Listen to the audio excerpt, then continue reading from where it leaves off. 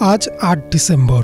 এই দিনে হানাদার মুক্ত হয় পটুয়াখালী জেলা। ১৯৭১ সালের ২৬ এপ্রিল সকাল ১০:৩০টায় পাক হানাদার বাহিনীর অতর্কিত বিমান হামলায় বিধ্বস্ত হয় পটুয়াখালী। নির্বিচারে চলে গণহত্যা ও ধ্বংসযজ্ঞ।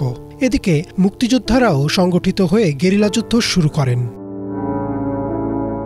১৮ নভেম্বর গলাচিপা উপজেলার পানপট্টিতে পাক হানাদার বাহিনীর সাথে মুক্তিবাহিনীর সম্মুখ যুদ্ধ হয়। এতে ৭ জন পাক সেনা নিহত হয়, আহত হয় আরও বেশ কয়েকজন। পরাজয় নিশ্চিত জেনে পালিয়ে যায় তারা। এই বিজয়ে দক্ষিণাঞ্চলের মুক্তিযোদ্ধাদের মনোবল আরও বেড়ে যায়। তারা বিভিন্ন স্থানে প্রতিরোধ গড়ে তুলতে শুরু করেন।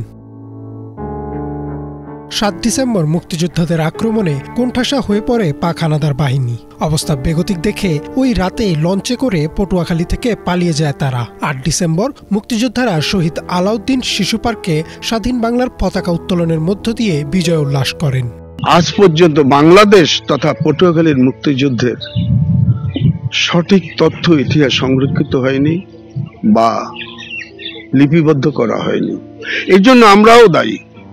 আমি মানস দত্ত, আমার কাছে সামনে যারা মাইক্রোফোন নিয়ে দাঁড়িয়ে আছেন তারা যদি আমাকে প্রশ্ন করেন, আমি আমাকে নিজেকে বড় করে তুলব, অন্যকে বড় করে তুলব না।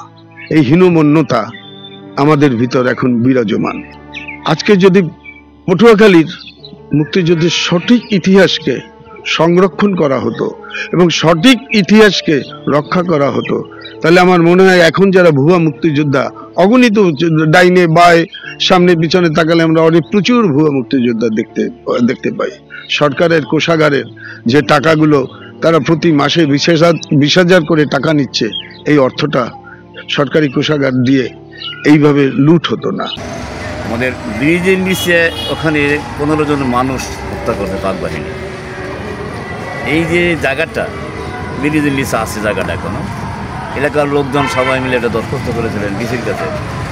ডিসি ছিলেন তখন অমিতাভ শাহ। হ্যাঁ, সেই দরখাস্তই রয়ে গেছে, ওটাকে সংরক্ষণের ব্যবস্থা করেন।